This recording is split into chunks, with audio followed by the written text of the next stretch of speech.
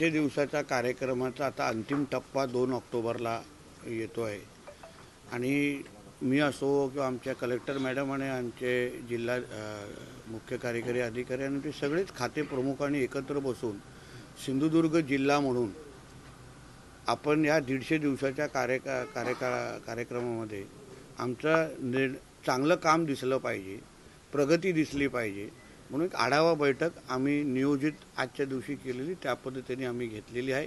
सगळ्या खाते प्रमुखांनी अतिशय चांगलं काम आणि गतिमान काम करतायत। काही गोष्टीच्या त्रुटी आहेत पण आता आमच्याकडे अजून 6 दिवस आहेत म्हणून सातत्याने ह्याबद्दल आढावा घेतला जाईल आणि आदरणीय मुख्यमंत्री साहेबांना जे काम जिल्हा पातळीवर जे अपेक्षित आहे ते सिंधुदुर्ग जिल्हा म्हणून आम्ही निश्चित पद्धतीने पूर्ण करू हे ध्येय नजरेसमोर ठेवून आम्ही कामाला लागलेलो आहे। साहेब, तुम्ही आय लव्ह महादेव असे एक ट्विट केलं आणि ते ट्विट केल्यानंतर त्याची फार मोठी चर्चा पसरली, नेमकं काय सांगा? अरे पण ही भूमीच महादेवाची आहे ना, आपल्या प्रत्येकाच्या श्वासातच महादेव आहे। हिंदू राष्ट्रामध्ये आय लव्ह महादेव नाही लिहिणार तर अजून काय लिहिणार? ही भूमीच महादेवाची आहे। M for Maharashtra, M for Mahadev, M for Mumbai आणि एम फॉर महादेव, सरळ स्पष्ट आहे। म्हणून आमच्या हिंदू राष्ट्रामध्ये आय लव्ह महादेवच चालणार। त्याच्यामध्ये मी काय दुसरं काय मी पाकिस्तान, कराची, इस्लामाबादमध्ये बसून आय लव्ह महादेव नाही लिहिलेलं आहे। मी आमच्या भारतामध्ये हिंदू राष्ट्रामध्ये आमच्या हिंदुत्वादी विचाराच्या महाराष्ट्रामध्येच बसून आय लव्ह महादेव लिहिलेलं आहे, पोस्ट केलेलं आहे, त्याच्यामध्ये काहीच चुकीचं नाही। मुख्यमंत्री आज दिल्ली दौऱ्यावर आहेत, पंतप्रधानांची भेट घेणार आहेत, दुष्काळासंदर्भात ते ओल्या दुष्काळासंदर्भात चर्चा करतील। सकारात्मक गोष्ट आहे ना।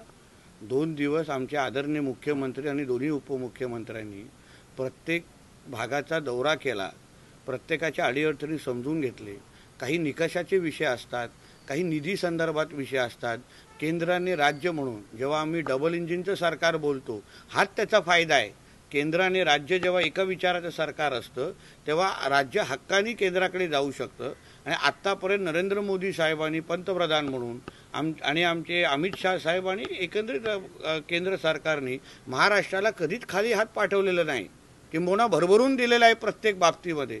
म्हणून याही संकटाच्या काळात आदरणीय नरेंद्र मोदीजीच आपल्याला भरभरून मदत करतील हा प्रत्येक महाराष्ट्राच्या जनतेला ठाम विश्वास आहे।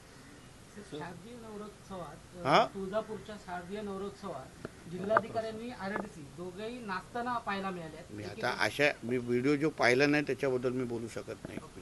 सर, उद्धव ठाकरे नंतर आता राज ठाकरे उद्या मराठवाड्याच्या दौऱ्यावर जात आहेत। एक लक्षात घ्या, प्रत्येकाला आपल्या आपल्या पद्धतीने संकटाच्या काळात जनतेसाठी उभं राहण्याचा अधिकार आहे।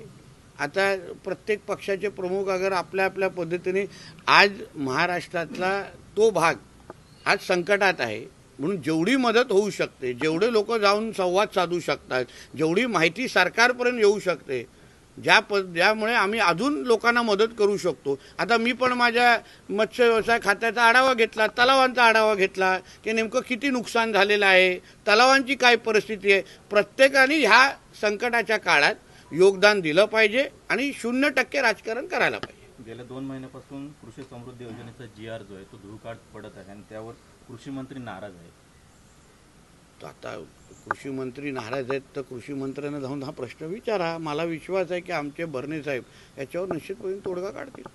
उद्धव ठाकरे कर्जमाफीसाठी रस्त्यावर उतरणार आहे आणि त्यांनी मोदींना इशारा दिला आहे की त्यांनी पंतप्रधानांनी मराठवाड्यात यावं। अहो पण बघा, हा मनुष्य जेव्हा स्वतः मुख्यमंत्री होता तेव्हा काय केलं त्यांनी, किती लोकांना मदत केली आणि आमचे पंतप्रधान मोदी साहेब असो आणि आम्ही सगळे जमिनीवरचेच आहोत। आम्ही मातोश्रीमध्ये AC मध्ये बसून राजकारण करणारे लोक नाही आहोत।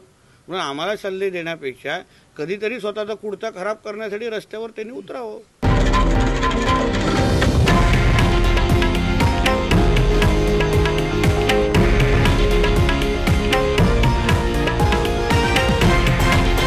हे आहे देशातील नंबर 1 न्यूज नेटवर्क आणि आपण पाहत आहात TV9 मराठी, एकमेव।